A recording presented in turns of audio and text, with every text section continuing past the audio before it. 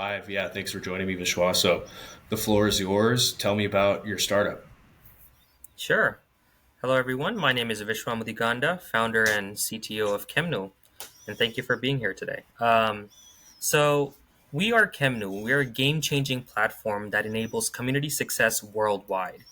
So, it's a marketplace for community engagement with a vision to help community managers optimize their workflows. So, think of it as that we replace the need for having events RSVP, social media, payments, group chats, documents that you store important information, and virtual events platforms. And till date, we have over 500 users, 14 communities, and more in over 5 countries. And this is still in beta.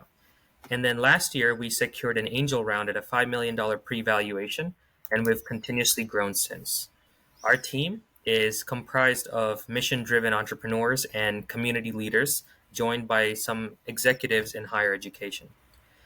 So, I studied business from Cornell University, and with more than 6 years of experience building global products for companies like AT&T, Global Payments, and Nice, I bring all of that experience to KemNu. I have a co-founder. His name is Viraj Patel. He's the CEO. He got his MBA from Georgia State University, and he has over 6 years of experience working in technology consulting at companies like Ernst& and Young and Fineos. We also Yeah. have some executive directors from educational institutions, like Hobi Maruping. He's the PhD program director at Georgia State, and Musadi Khan, who's the chief product officer from Blue Conduit. They're on our team to help boost our numbers and help guide us through their mentorship and guidance. Very And we're nice. in this Yeah. community Keep going. management space. It's a huge Mhm. market and it's rapidly evolving. It's a $3.6 trillion industry, and only about 5 million community owners have access to tools due to cost barriers and lack of resources. More than 100 million community managers need these tools and resources that aren't readily available in one place. So, with that information, we can confidently say that there's a massive need for a scalable, personalized, and automated service for that remaining 95% of the population in this industry. So, there are many apps out there that solve small problems and offer tools to do the job. Not only that, but these apps also grow rapidly. So, we consider them Community 1.0 applications, which are 1 to 2 feature specific, but not a community platform. So that Mhm. 95% of those community managers I was talking about, they're frustrated due to the limitations and the low engagement rates they're facing on these other platforms. All right. Yeah. So let's take an example. So let's have this person, Linda. She's an organizer for pickleball community. So she Mhm. creates a group chat. She invites all her friends and people from the park. So after about 3 days, the engagement drops in the group chat. Fewer people Mhm. start coming to the pickleball games. Random bots join these groups, spam content, and a lot happens in one group, and it's hard to keep track. So these are just some of the few daily problems these community managers face. That's kind of where we come in. With KemNu, we are we onboard community managers globally, and we drive effective engagement using unique, innovative methods while saving valuable time and energy for these managers. So our marketplace that we've built enables community managers to shift online and bring those members together. We leverage artificial intelligence to provide a personalized support to each person and ease their communication with their team members. So we are also creating the next evolution of community management. So there are some marketplaces out there today that have aggregated new supply and leveraged machine learning to provide 10x services. So if you look at Mhm. Uber, they disrupted the taxi industry, Airbnb for hotels, Spotify for compact discs, DoorDash for food delivery. And finally, we're here with KemNu. We are leading that same transformation in community management.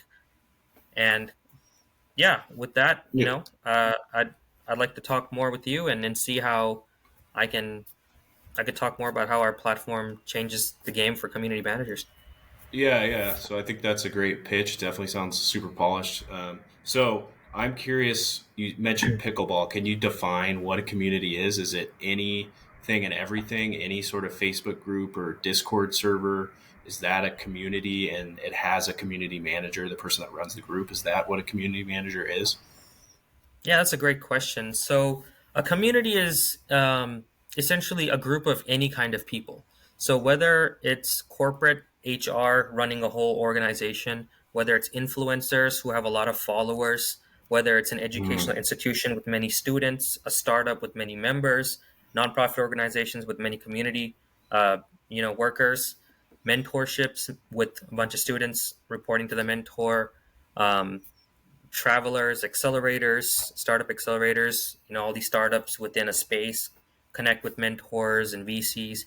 So these are all different types of communities. And whether you're a pickleball coach or, an educational institution, it goes both ways. And it's so open and so broad, it's applicable to almost everyone that's part of any group out there. Does that make sense?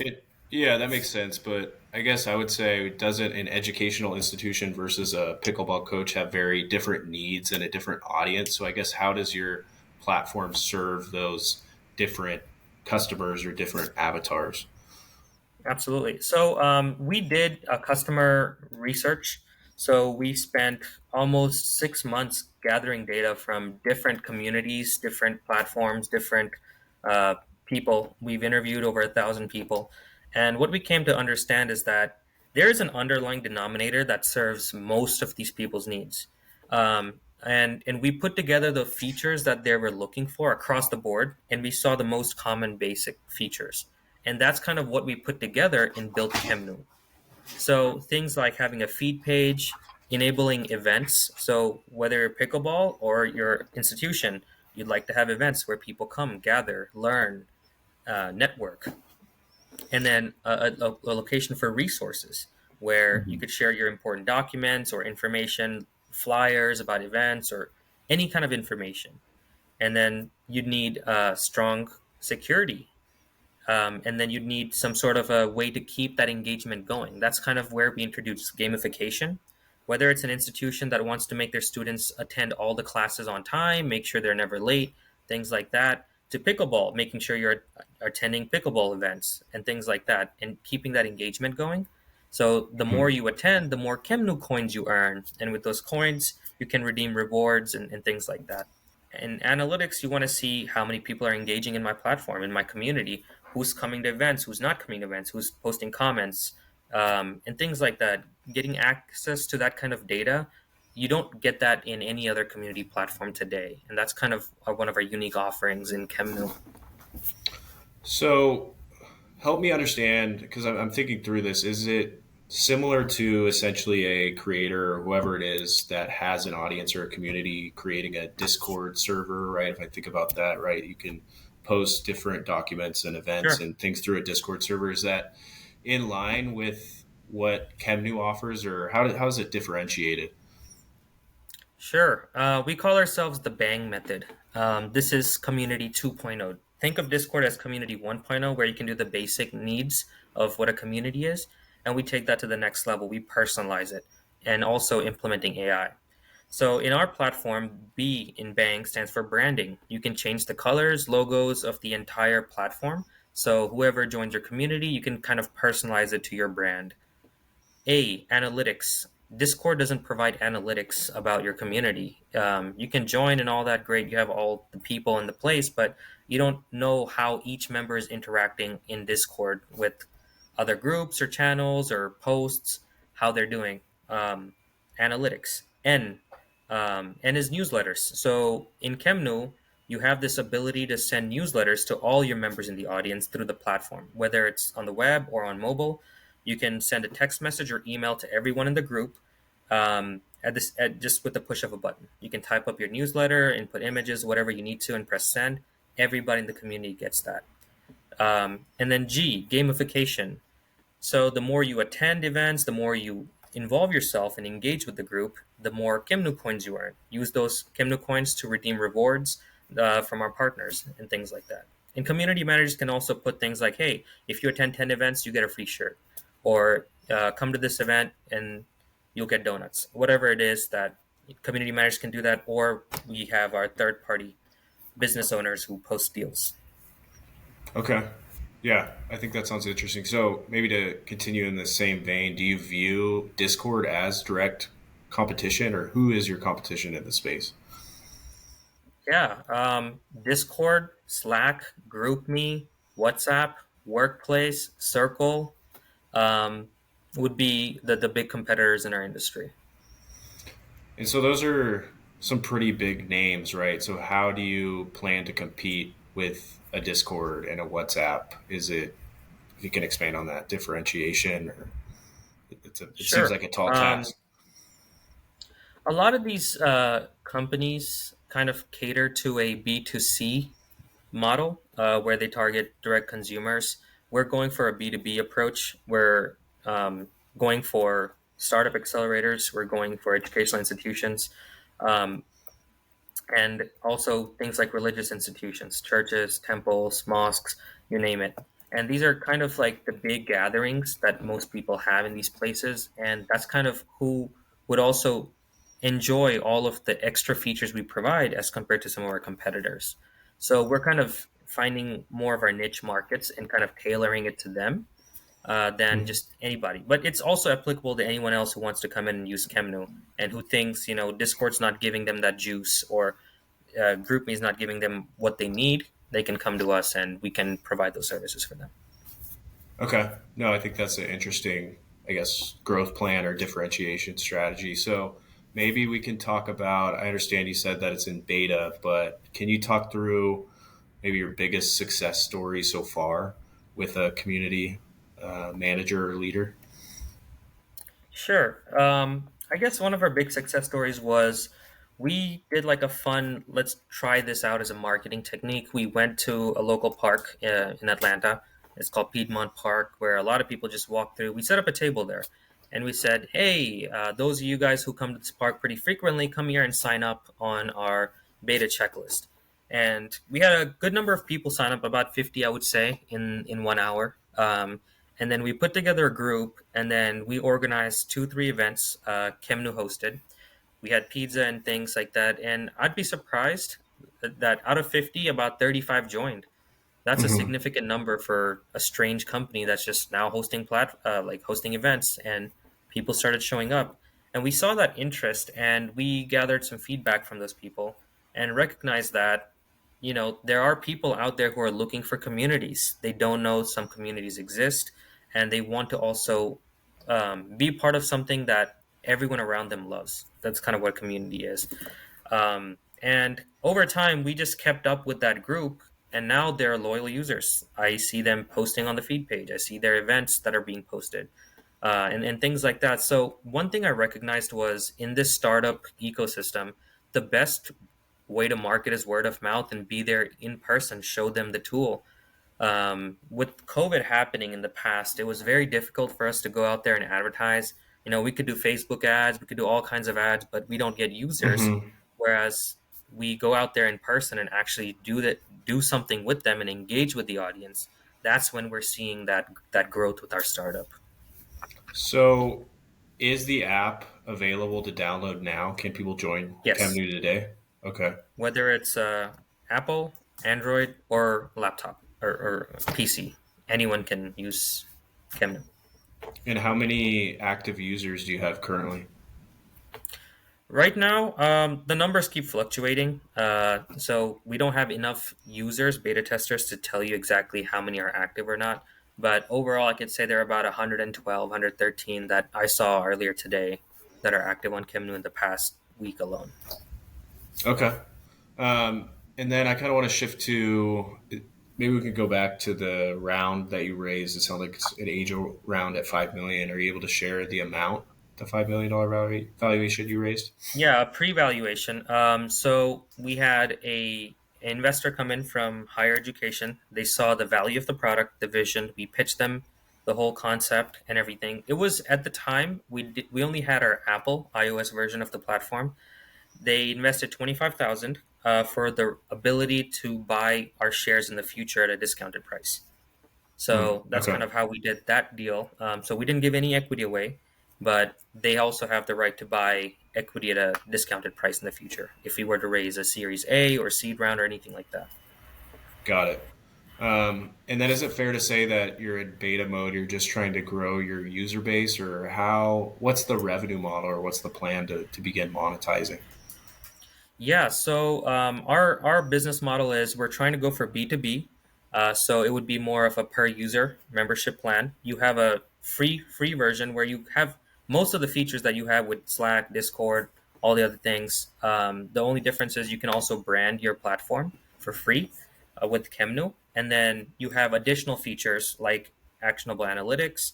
You have gamification and various security tools and several add-on features like newsletters and things like that that you have with KemNu, and more cloud storage to save more documents or share across your team, your hierarchy in your company, whatever it is.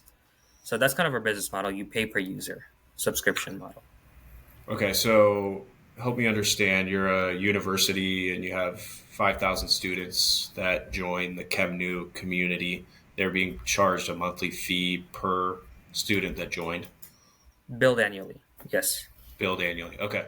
And does that vary by institution? Is it custom pricing, or are you able to share it like It's out of the custom box? pricing, negotiable by universities. We have had a few deals where we mostly target colleges smaller than universities who don't really have too many platforms. They have a very basic app for themselves on the App Store, but it doesn't provide enough information or engagement to students.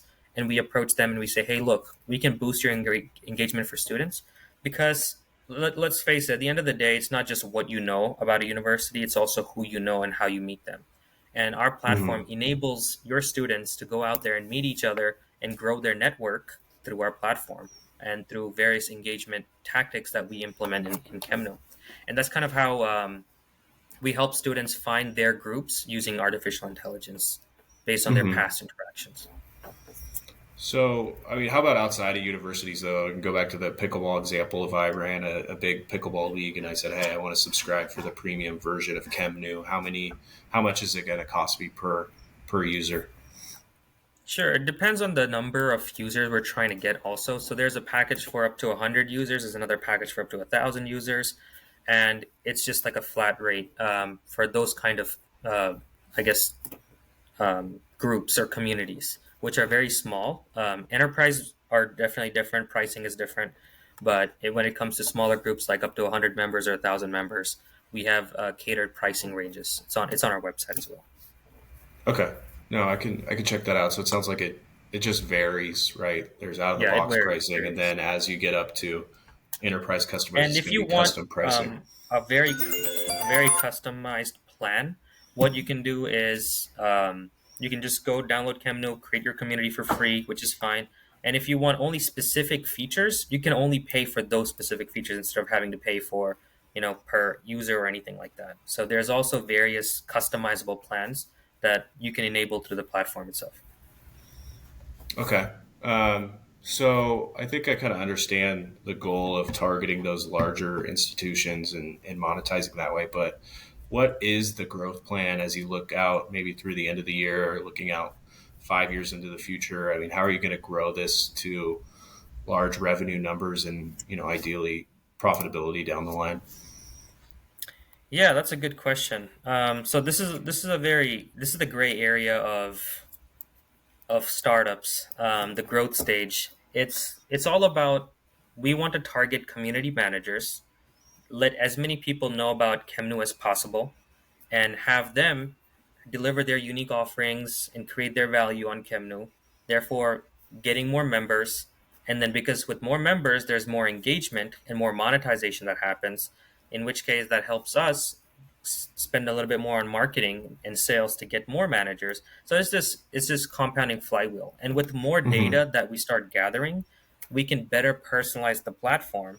So we call this our KemNu's compounding flywheel that exponentially grows and facilitates our scalability over time. And so when do you hit that tipping point where it really starts to grow, or and what's the timeline of doing that? Right, you mentioned the beta launch. When is the official launch? When do you guys actively start targeting those first enterprise community managers, so then therefore you can start building that flywheel? Sure. So we're still dealing with some technical difficulties on the back end with web. which is what we're investing a little bit of our time into, just making sure the customer experience is great. Right now, that's what the beta testers are for, to come and tell us, like, hey, we're having some issues with this and this. So we're making those fixes. And once we've reached a point where we feel very comfortable, we're going to go ahead and launch it to the public and start doubling down on advertisements and sales, letting people know this is what we're looking for, this is what we offer, this is what you're looking for, and here's how we match each other. And um, and just scale organically. Are It could be you, end of this yeah, year. end of this Christmas year? is kind of what we're looking to launch.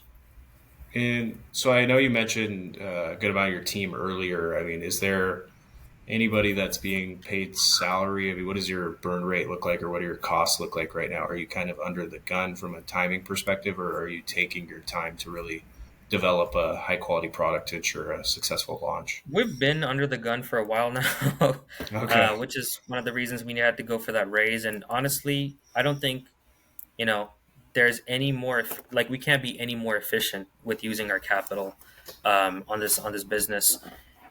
We've used every penny, and we've made sure every penny was accounted for, and within our development and very basic marketing with our platform.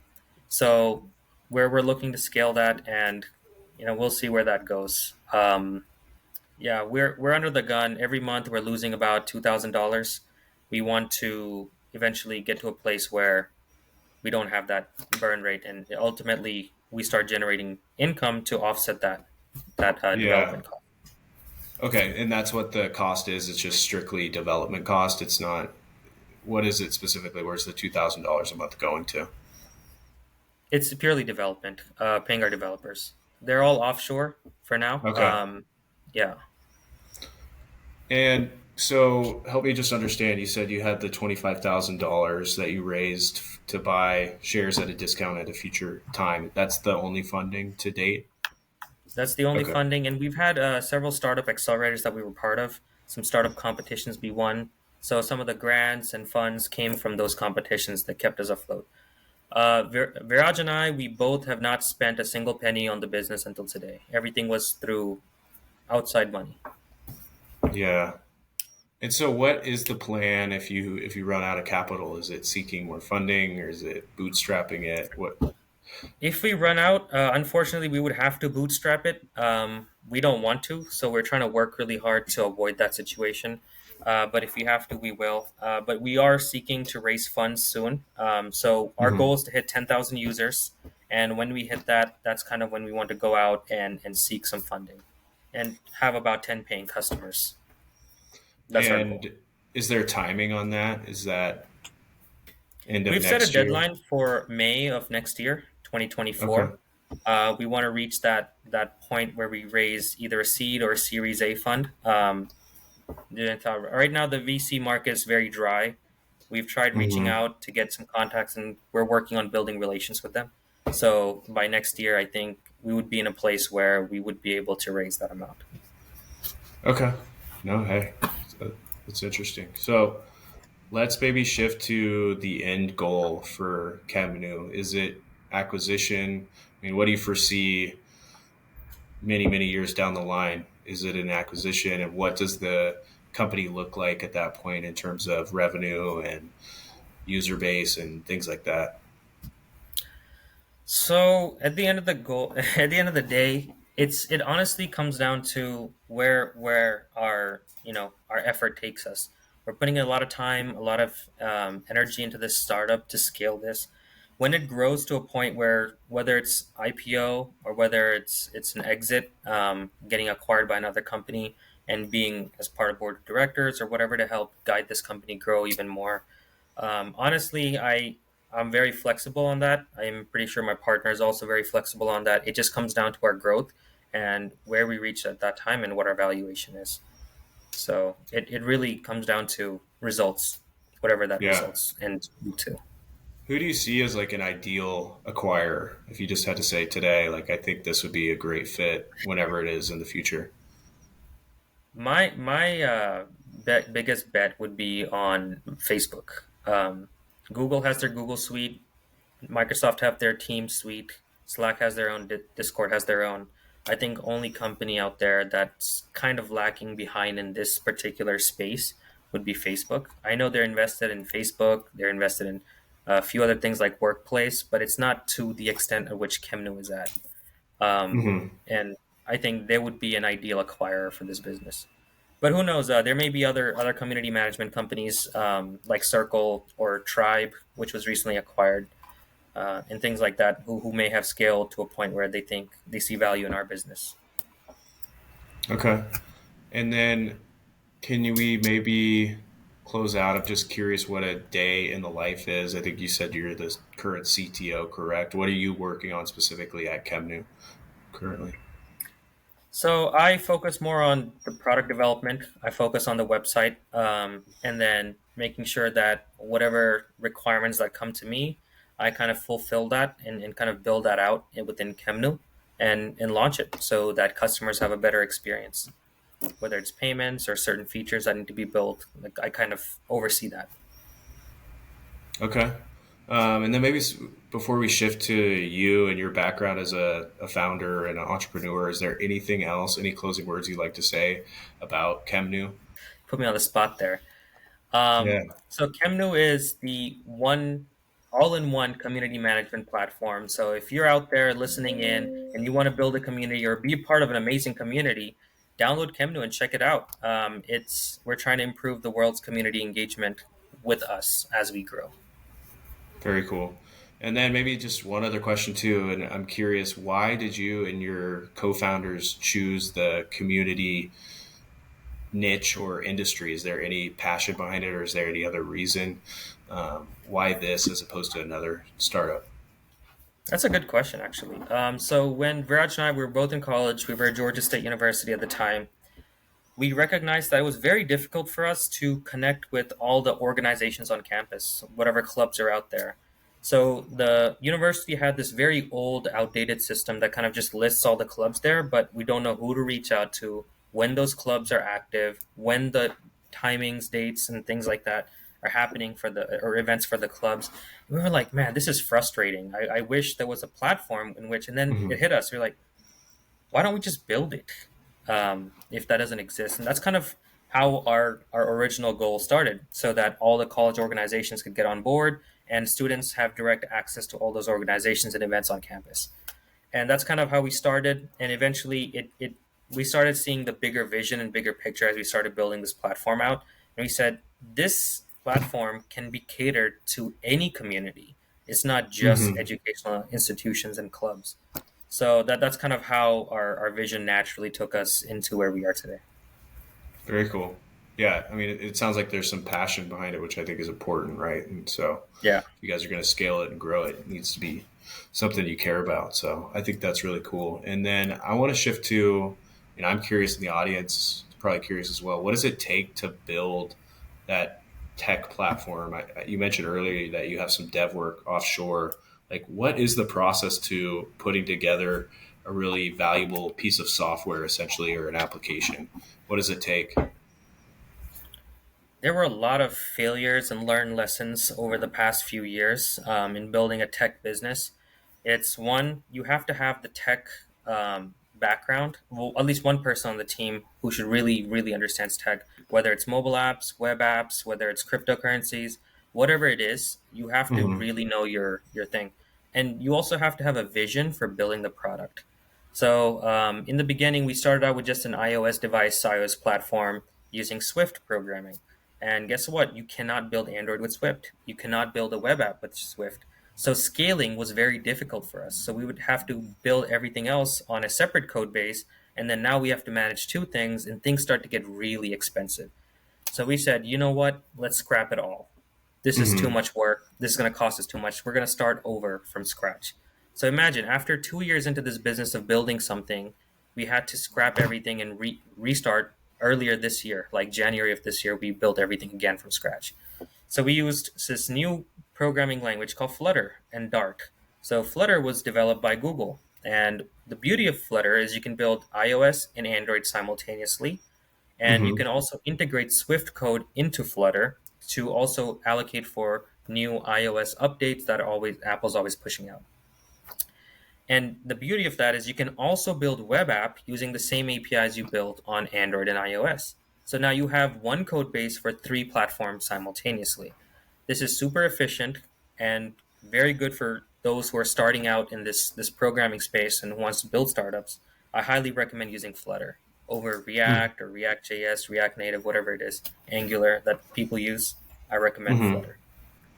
And so, what's your background from a tech or programming perspective? Are you a coder or a developer? Is that part of your background, or is that mainly left to another founder currently on your team? Sure. So that's mostly me. Both founders. We have computer science background. We graduated with computer science from university. Viraj pursued management afterwards. I also pursued management, but more specifically in product management, and that kind of took off in my corporate life as a product manager, and then as startups. It's very similar in the corporate as a product manager as you would run as a CEO for a startup. Same thing, but Mm-hmm. you're building products at a company versus you're building your Mm-hmm. own product for your own company. And with that technical background that I have, I constantly keep innovating. Now you have this Chat GPT, OpenAI, all these cool little AI products launching. And this is the industry where you have to make use of all of that new technology and see how you can drive engagement for communities, because no other platform is doing that today. And that's kind of where we also want to be in the forefront of AI for community management. That's kind of where our vision is taking us in this space. So that's that. With my programming skills, I create the requirements for my startup for KemNu, and then I kind of send those requirements over to programmers offshore who kind of take those requirements and kind of build the product accordingly. And then I sit on calls with them to refine the code and make things better and more efficient, more productive. And where are most of your developers internationally? Is it They're all all based out in over? India. Okay. Yeah, they're all based out in India. It's better when they're all in the same time zone. It's just easier for Mm-hmm. communication. Yeah, that makes sense. So, what would your advice be for someone that's maybe young? They're looking at going into college. I would assume that you had a computer science background in college. Is that fair? Is Yes, it yes. is if so, is that the best way to learn to code and develop software and follow a similar path to you, or are there alternatives these days that you would recommend someone pursue? Yeah, I think a computer science degree from university is a complete waste. Unless you Okay. want to pursue down this path of doing masters and PhD, and then you actually want to do something in this field. But if it's to be a programmer, web developer, web designer, machine learning developer, or any of these kind of fields, I highly encourage you to look at certifications online by Google or edx.org or Udemy, Udacity, LinkedIn Learning. You have so many online educational tools. You can pay fraction of the cost of college to learn the same education. If you're going to Mm-hmm. college, go there to learn your soft skills.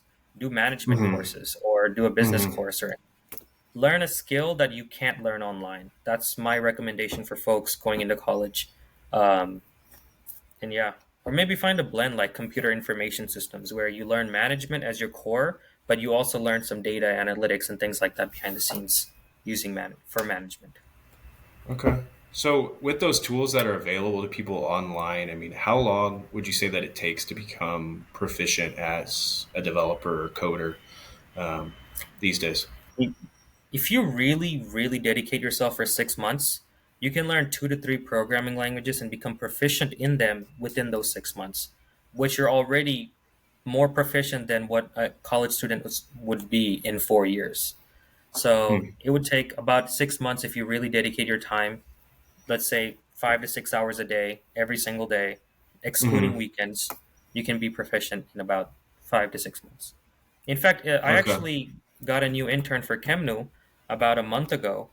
I put him on Mm-hmm. this Flutter course and training. So in 2 weeks, he became a master in Flutter. And now he's Hmm. building machine learning, and he just got into college. So imagine, as someone who's not even a freshman yet, is building all of these platforms for us through simple training and guidance from me, I guess. Yeah. Yeah. I mean, so it almost seems like colleges and universities need to adapt where, like you said, focus on the soft skills, and then there could be ancillary courses that teach you to code in a much quicker time Yes. frame that they could partner with online or something. You don't need 4 years Absolutely. of. Okay. No, I think that's really interesting. And obviously, I I personally don't know how to code, or I don't know much about it. But maybe one other question, just because you mentioned it earlier, and I know it's all over the place, all over the internet right now, is Chat GPT, AI, and I know at a very high level, like in terms of coding, it can do some simple tasks. I mean, how do you view its AI's influence on the future of developing software and products and platforms like KemNu? Is it something that's going to come replace your job, or is it just an asset for you as the CTO? If you're in the programming field, yes, to a certain extent, your job is replaceable. But if you continuously spend time in learning these new technologies, I think your job is safe. If you know how to implement it right, you can save your time in programming. You can make your code more efficient, and you can also ask it to do a lot of really cool things that, it could solve problems for you that you wouldn't even think about. And it's also used for educational purposes. It won't Mm-hmm. only just give you the answer of how you could solve something using code. It can also walk you step by step as to why it coded the way it did, and you can Mm-hmm. learn from that. So that kind of problem solving is super efficient and awesome to learn using ChatGPT. And at the same time, if you're in certain industries, this is definitely going to replace you. I'm sorry, but that's just the reality of things. Humans should also evolve as technology evolves, and that's kind of how you keep pace with things. So, what do you think will be replaced first as you think through that from an automation AI perspective? Um, Slowly, I feel like art is getting replaced. Accounting, legal would slowly kind of be like the first big industries to be disrupted by this technology. And Mm-hmm. ultimately, I think even in medical, like robots will start doing surgeries, learning from the best doctors in the world. Trained Mm-hmm. by watching surgeries over and over again, it'll be able to start doing surgeries on its own. So I don't know. It's a big question. It Yeah. depends, also if the government plans on stepping in and kind of stopping this growth from happening to save jobs. That's also a possibility. So politics plays a small role in here. Um, but ultimately, it's fun to see this natural evolution. That's all I can say. Okay. Yeah, I think you say it's fun. So, do you look to the future with optimism? I think right on the surface, you could say, "Hey, this is terrible that all these people may lose their jobs," but it sounds like you're optimistic. Is that fair? If people are losing jobs, that means it's an opportunity to create more for them. That's how I look at it. Yeah. Okay. No, I think that's good. And then maybe we could just go through a few questions. I'm curious of your decision to become an entrepreneur. Why become an entrepreneur? And just to provide some context, it sounds like you have the opportunity in the corporate world to have a very successful career working for a large corporation, driving their strategy. So why give that up to chase the dream with KemNu, where currently, right, I'm sure it's a bit stressful. You need to raise more money. You're under the gun from a timing perspective. Why put yourself through all that? I enjoy the stress life. I don't know. Okay. So if I'll give you a little story about myself. When I was maybe 3 years old, I was walking. I lived in India at the time, and I'm walking down the Hmm. street, and I see this broken umbrella to the side of the road. I look at it, and I'm like, man, I wonder if I could fix it. So I take that Hmm. umbrella home with me, and I sit for hours, like 3, 4 hours. I'm sitting in trying to piece together which branch was broken and how it was done, and building like the shed type thing, the cloth. So I sewed it together. I put some random safety pins in the middle, and it was a functional umbrella. And Hmm. that, I think, was the spark of engineering and creativity in my head, that I was like, if I can make this happen, I can make anything happen. Kind of like it just opened my eyes. And then ever since, every little problem that I find in my life or my friends' lives, my family's life, I always get the like itch to solve it, whatever Hmm. that situation is, in the most efficient way possible. And kind of it naturally gravitated me into this field of creativity, design, engineering, that I've always wanted to do something of my own. Sure, we need the corporate job to pay the bills. That's kind of what I look at it as. But long Hmm. term, I see myself solving problems globally for bigger things.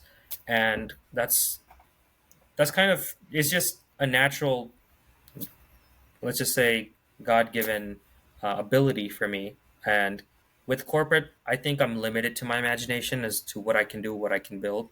But with startups, the sky's the limit. Yeah, right. There's a lot of red tape with corporate jobs, Yeah, right? And there's bureaucracy. So that's and it interesting. also So caps on yeah, salaries and things. I yeah, would rather earn 60,000 if I build everything myself and I'm generating revenue, versus get like 200K at a corporate job. But ultimately, I also live a very expensive lifestyle, so there's also that problem. okay. Is that why? And if you're willing to share why you haven't gone all in with KemNu, you're still kind of have that balance. It's that KemNu is not has reached profitability yet. That's one thing, Yeah. and the other thing is I think there's still some time before KemNu reaches a certain point where I feel very comfortable jumping full in on KemNu and keep going. I wouldn't say I'm a high risk, high reward person. I'm a medium risk, medium reward person. So if I see, somewhat risk, but at the same time, I have a safety net in my background, I'm able to make that jump. Yeah, I think that makes sense. I want to go back to when you said, I think, and correct me if I'm wrong, you said you have an innate trait of being an entrepreneur. So my question for you is, can anybody be an entrepreneur, or is it either you have it or you don't? It is also a learned trait. I've had many friends who faced very difficult life situations, whether they got kicked out of school or whether their parents kicked them out of their home or anything, and then they were kind of forced to find survival skills. In which case, like one person opened their own car shop, took a loan, took a Hmm. big risk, and now they're very successful. So it really comes down to certain life situations and I guess opportunities that open up, and people find passion in that causes them to switch from maybe your traditional corporate life to a startup enthusiast, anything like that. Hmm. Someone who became a really big YouTuber, TikTok influencer. So there's so many different avenues in entrepreneurship that it honestly it could be you're born with the talent, or you convert your existing skills to push forward to whatever else you want to do in life. Okay. And so if there's someone out there that's kind of thinking about exploring whatever the opportunity is, what would you recommend as a first step? First step is do your due diligence in understanding the problem you're trying to solve. Don't Hmm. jump in just because you have an idea. Validate that your idea is viable as a business, and then you can jump all in. So, for example, with KemNu, I interviewed 1,000 people to validate the problem. How many other people are facing this issue? So, if I hadn't done that and just blindly gone in with two or three features that I thought was going to be a killer, I would have failed miserably. And I would have been like, Hmm. why aren't anyone downloading? Why isn't anyone engaging? This is so irritating. And I would have just lost hope and quit. But since I had validated the problem, I knew that this was a genuine problem, and I knew that going in a certain vision or certain path, I'm moving forward, and it was based off of those interviews and data. That's how you can kind of secure your back in this journey. Yeah. Okay. I think that makes sense. Make sure that you understand your target market, your avatar, right, and Right. what need you're trying to solve. And so maybe one final question: how do you keep going? Right, you have a lot on your plate. You're trying to grow KemNu. You're like you said, you have expenses, personal expenses. You're working a corporate job. That's a lot to take on. So what is? How do you keep going? What inspires you to continue? Uh, I guess my family, honestly speaking, I've seen them go through very tough times in the past, Hmm. financially. I've seen my extended family go through tough times. I just want to be able to help other people, with whatever money I earn. And that's kind of the drive that I have to keep pushing forward. How can I elevate everyone's standard of living around me in my community? And Hmm. that's my drive ultimately. Okay. Well, very cool. Um, I think I've asked a lot of what I wanted to on my end. So before we close here, I'll turn it over to you. Any final thoughts? Maybe just a reminder where people can find KemNu and any of your socials if you want to put those out there as well. Sure. Anything KemNu related, go to our website, kemnu.com. You can find anything related to community management there. And if you want to follow me, most of my socials have the same username at Vishtastic. Vishtastic. Feel free to send me a DM on Instagram or Facebook or LinkedIn, wherever. My name is also Vishwa Mudigonda. Just Google my name, you'll find all my socials. Very cool. Yeah, Vishwa, I appreciate you taking the time, and hey, I wish you the best of luck with KemNu. Thanks, Connor.